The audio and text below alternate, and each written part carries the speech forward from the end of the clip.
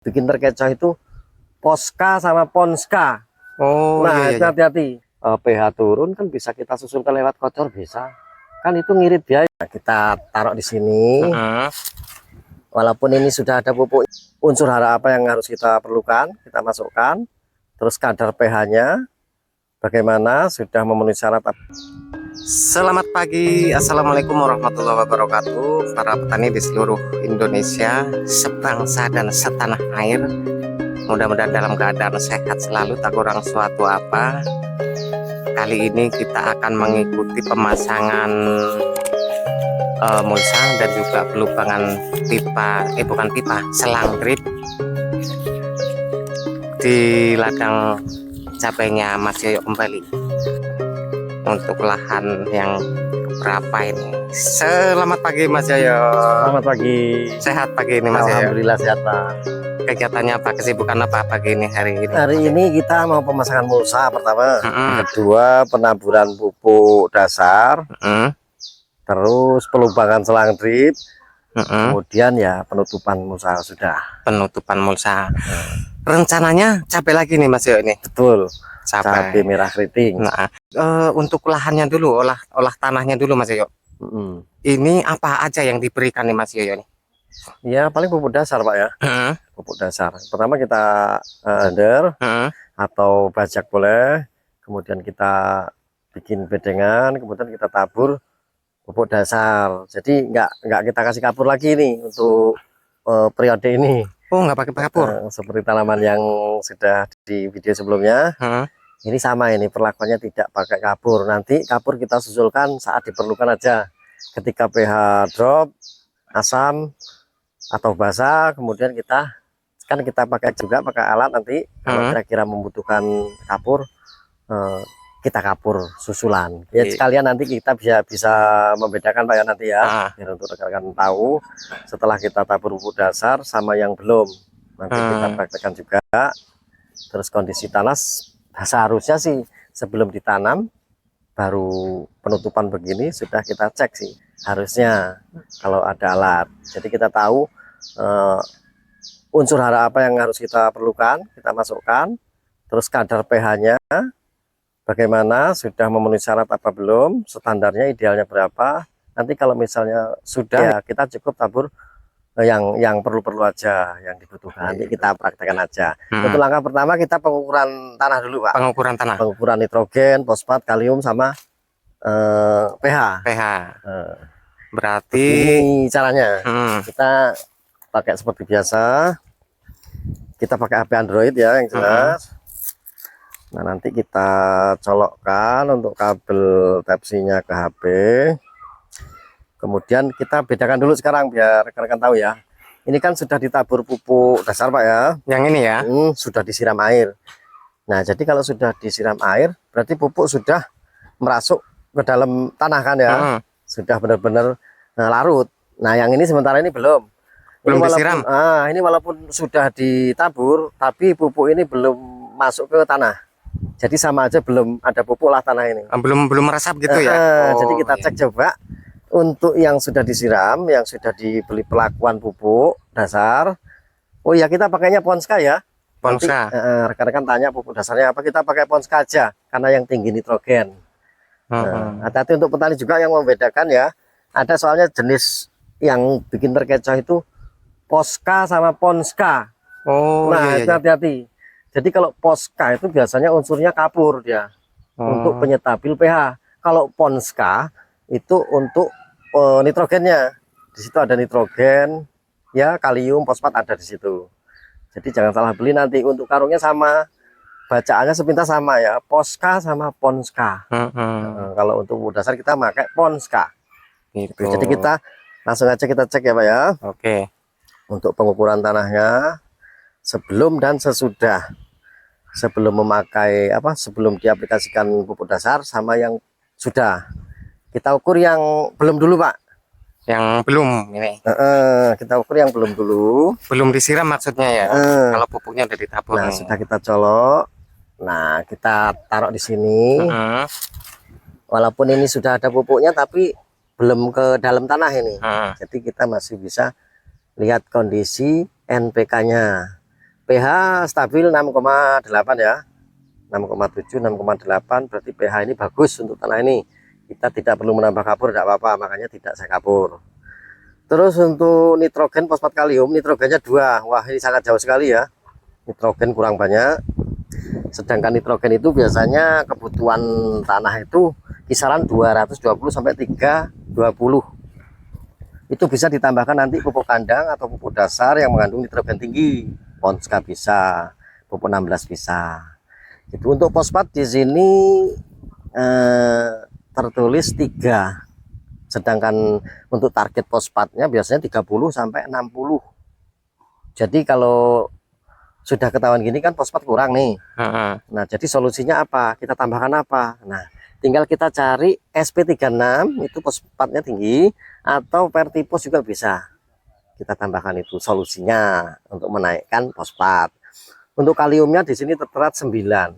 Sedangkan target idealnya tanah itu mengandung kalium itu 220 sampai 350.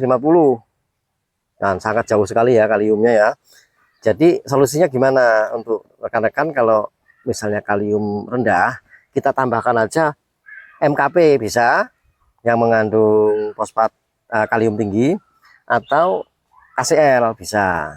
Jadi untuk meningkatkan atau mempertinggi kadar kalium dalam tanah itu, Pak.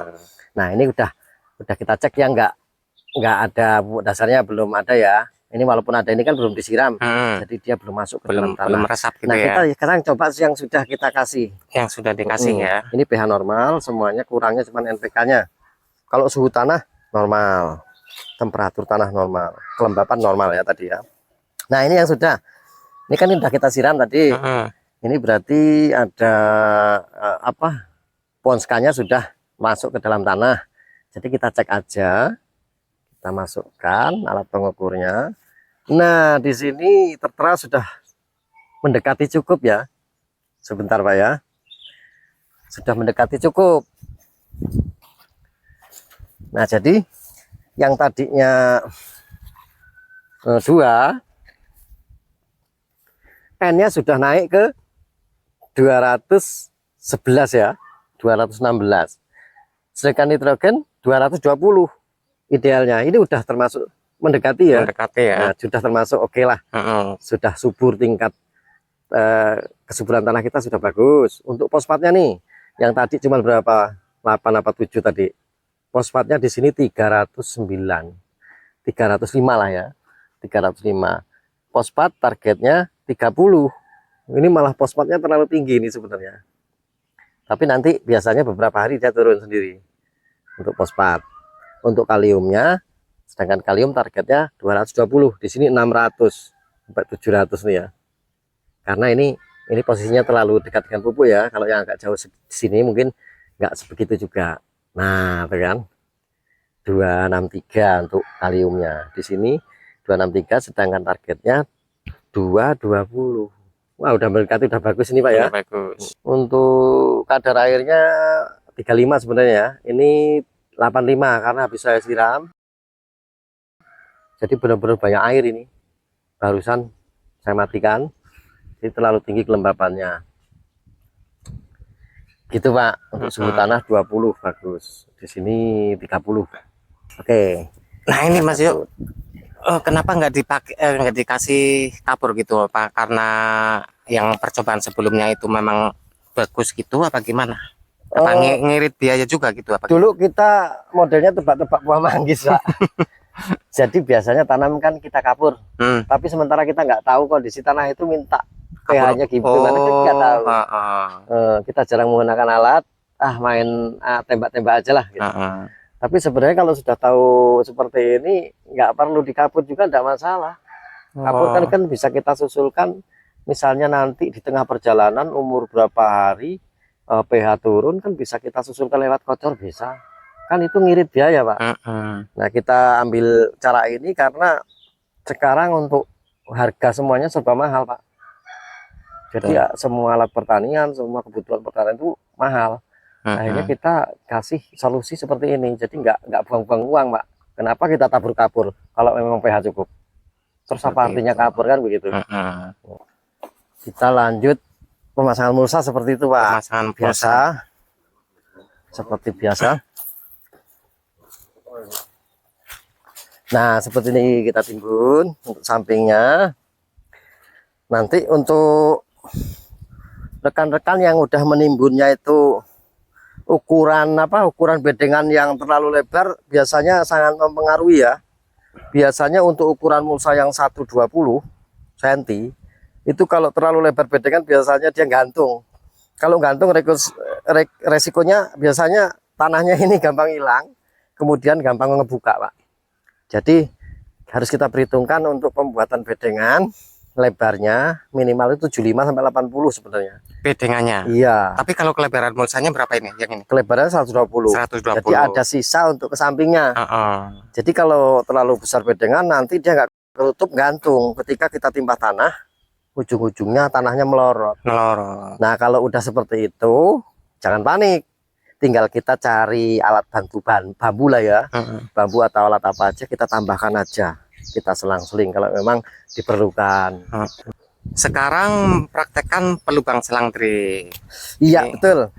Jadi untuk rekan-rekan nanti biar tahu. Nah ini yang kemarin pakai keran yang mahalan, Pak. Ini ini modelnya, cara menyikapnya begini kalau harga serba mahal. Itu. Nah kita praktekkan di sini aja ya. Di sini. Nah, ini informasi buat teman-teman yang perlu alat ini, link pembelian sudah saya cantumkan ya di bawah video ya teman-teman ya. Nah nanti setelah air dibuka kan satu sudah dilubang, biarkan dia mengalir, jangan ditutup. Kita buka yang ini, nanti satu orang di situ nunggu nutup di situ ya. Ketika ini nanti kan ini masih belum dilubang, biasanya tekanannya masih tinggi, Pak. Masih bahasa Jawa ini menteng-menteng. Nah, kita pasang alat ini. Cara masangnya begini ya teman-teman ya. Kita buka aja.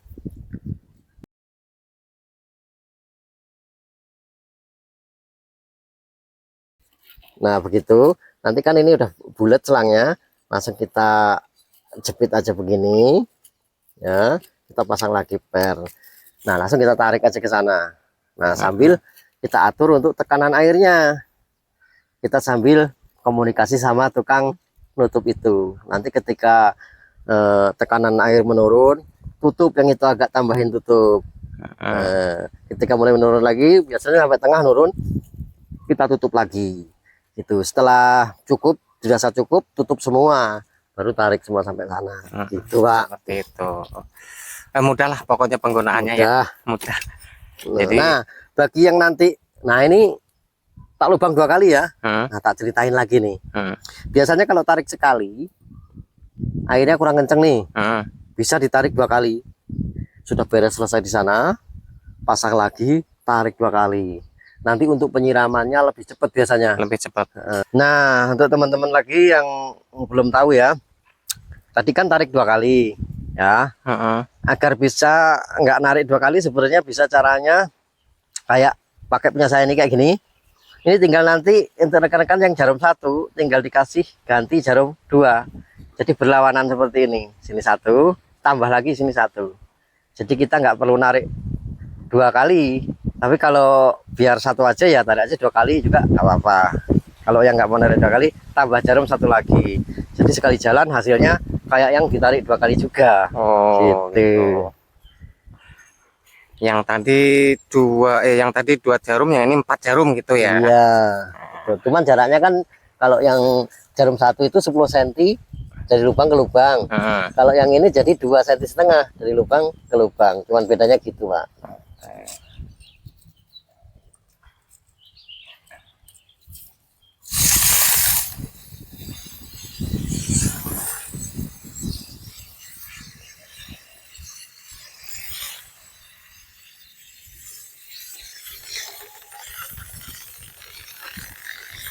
Tutup, Am.